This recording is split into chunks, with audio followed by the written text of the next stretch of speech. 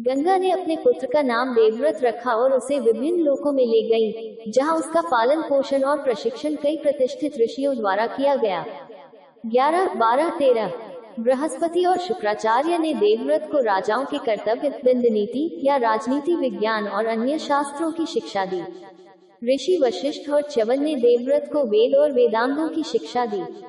संत कुमार, भगवान ब्रह्मा के सबसे बड़े पुत्र ने देवव्रत को मानसिक और आध्यात्मिक विज्ञान सिखाया।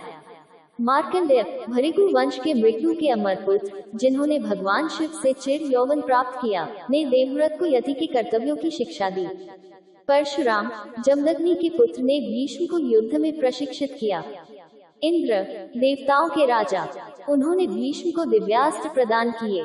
वर्षों बाद शांतनु गंगा के तट पर घूम रहे थे और उन्होंने देखा कि नदी का पानी उथला हो गया है। उन्होंने देखा कि एक युवक तीरों से बने बांध से पानी की धारा को रोक रहा है। समानता के कारण शांतनु ने अपने पुत्र को पहचान लिया और गंगा से उसे लौटाने की प्रार्थना की। गंगा युवा रूप में प्रकट हुई और अपने वचन के अनुसार अपने पुत्र को शांतनु को सौंप दिया।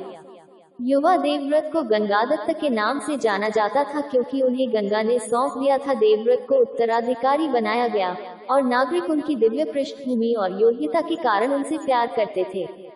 इस बीच शांतनु जंगल में गए और सत्यवती नाम की एक मछुआरे से मिले, जो यमुना पार करने वाली नावों का संचालन करती थी। उसे उससे प्यार हो गया और उसने उसके पिता से शादी के लिए उसके लिए हाथ मांगा। हालांकि मछुआरे प्रमुख ने कहा कि वह तभी सहमत होंगे जब शांतनु सत्यवती से पैदा हुए पुत्र को उत्तराधिकारी बनाने का वादा करेंगे। शांतनु ने प्रस्ताव अस्वीकार कर दिया क्योंकि वह पहले ही देवव्रत को सिंहासन देने का वादा कर चुके थे और महल लौट आए। वह किसी भी संगति से दूर रहने लगा और अपना समय बिस्तर पर दुख और अकेलेपन में बिताने लगा। देवव्रत ने अपने पिता के दुख को देखा और एक मंत्री से इसके पीछे का कारण जाना।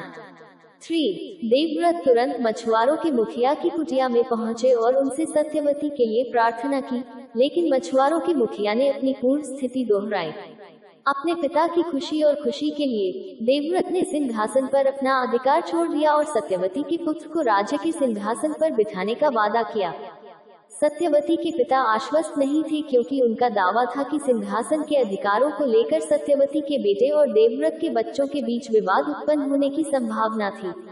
उन्हें संतुष्ट करने के लिए देवव्रत ने आजीवन ब्रह्मचर्य का व्रत लिया। इस प्रकार उन्होंने खुद को वैवाहिक जीवन के सुखों से वंचित कर दिया।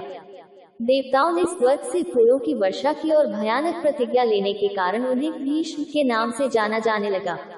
मछुआरे की सहमति से भीष्म सत्यवती को रथ पर बिठाकर उसके पिता के पास ले गए और अपनी प्रतिज्ञा के बारे में बताया। एक प्यारे पिता शांतनु ने उन्हें इच्छा मृत्यु का वरदान दिया, यानी उनकी मृत्यु के समय पर नियंत्रण।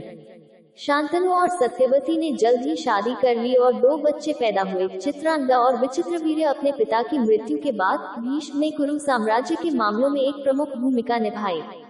जब उत्तराधिकार का संकट था तब उसने राज्य का प्रबंधन किया। उन्होंने अपने भतीजों की शादी की भी व्यवस्था की और अपने पोते पोतियों, कौरवों और पांडवों के बीच शांति लाने की कोशिश की।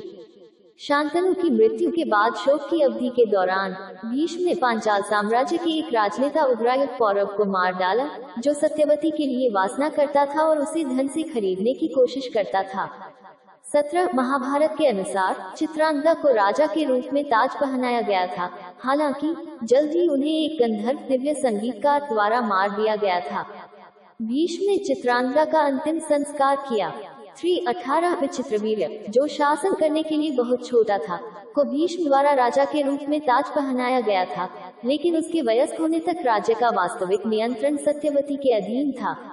भीष्म ने उस दौरान सत्यवती